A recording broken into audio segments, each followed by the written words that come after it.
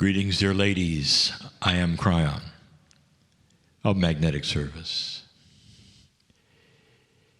My partner steps aside, and he has said that many times before. There has not been a sisterhood meeting like this for months, attended by the ladies, so that mele'ha could give her message face to face. These things are not needed or necessary, but they are indeed a caveat for the human being who wants to speak personally to another human being. And so for those who are here, it's an honoring, a special day. Traditionally, I would open these meetings with a small and short channel. I will now. But the subject of today is different. For those of you who were in on the information earlier today, I talked about Myrtle. Myrtle walks the halls here. She never reincarnated from the 1800s when she was alive, because she has stewarded this place in a way sometimes even bordering intervention. And this is I would say, the knowledge that I want to give to the sisterhood now. You see, Myrtle was Lemurian. And I want to speak about, again, as I did today, the reasoning that she had in her Akash that was so alive. The same kinds of things that we have said about you. That this is a time of remembering. A time of remembering not just that which was taught to you, but the consciousness that was there. What Myrtle had was that she was a forerunner. 100 years before her time, the consciousness that she carried after she had her healing, and that was justified by her healing, was an awakening into who she was. The very thing that we are teaching you. And I want you to listen again to what she decided needed to be done.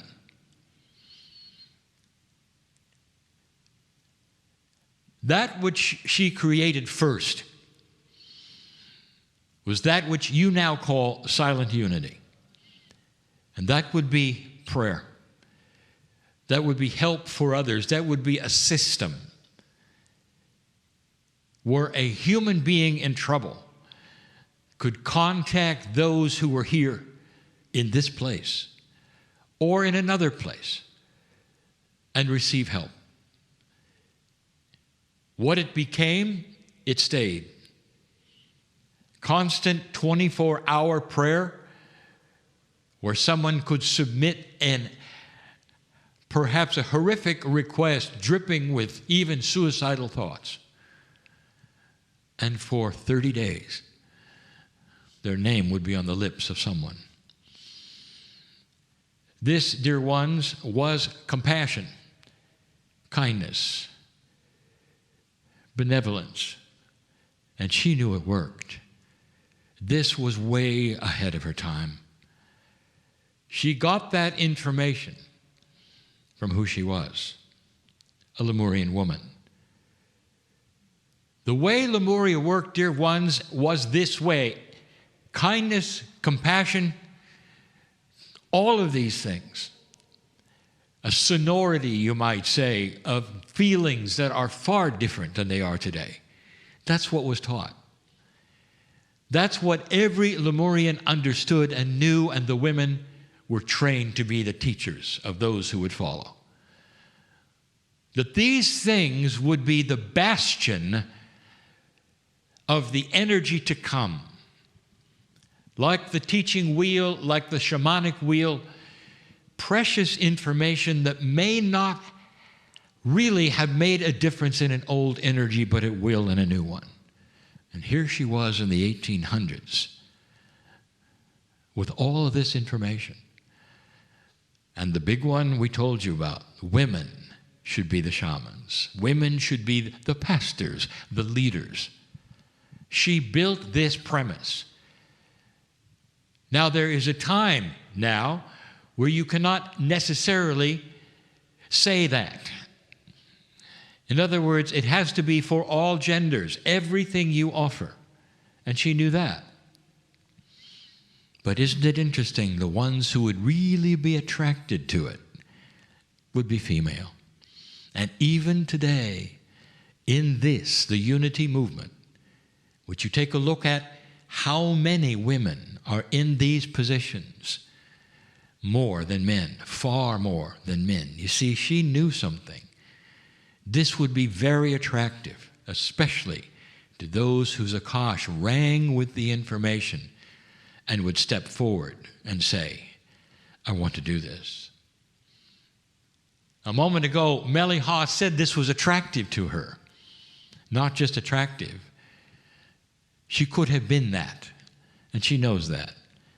And if things had been different, perhaps she would have been a unity minister in this lifetime, because it's the closest thing she could find to what her Akash said was accurate and true and real, and she would have stood in her power in those days, remembering Lemuria, because this is what Myrtle set up. The church and all the trappings of the church were to pay for the silent unity. These were her ideas back then. So I wish to honor that. And I want to tell you about Myrtle a little more. Like you, she had awakened with an idea that perhaps she had more than met the eye. She was certain that she had energy to heal herself, and she claimed the center of the wheel.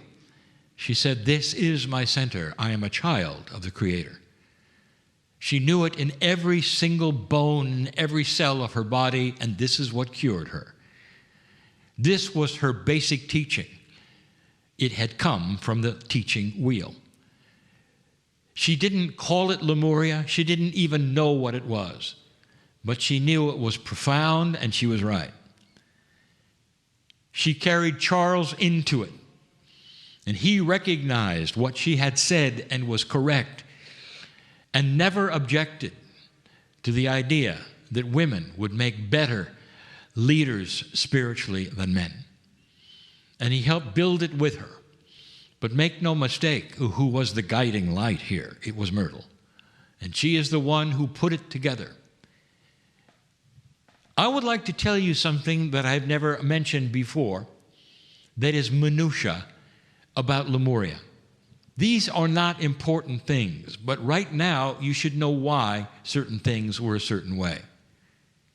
We have told you before that the star mothers were involved in the creation of this human being that indeed was a hybrid for its time with 23 chromosome pairs. That in the mating process that the sisters had, those mothers had with human males, there was an interchange that was miraculous, that was instant. And it was between a Pleiadian and a human being, creating that which became the 23 chromosomes that you could look at in a microscope and one that you could not see in a microscope. And that was the Pleiadian one. This is what the breeding created. We've also told you that there were what we would call firstborns.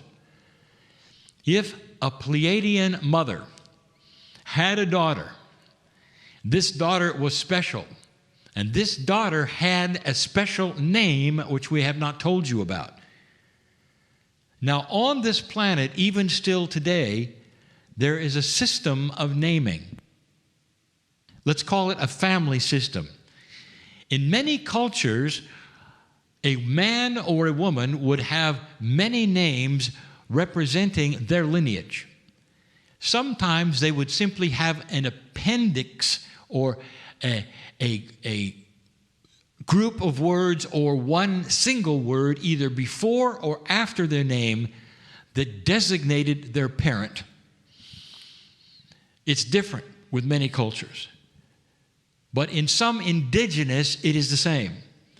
So you would know who was firstborn. Sometimes you would also know who was secondborn and thirdborn, just simply by listening to their names. The star mothers had the same, but it was simple.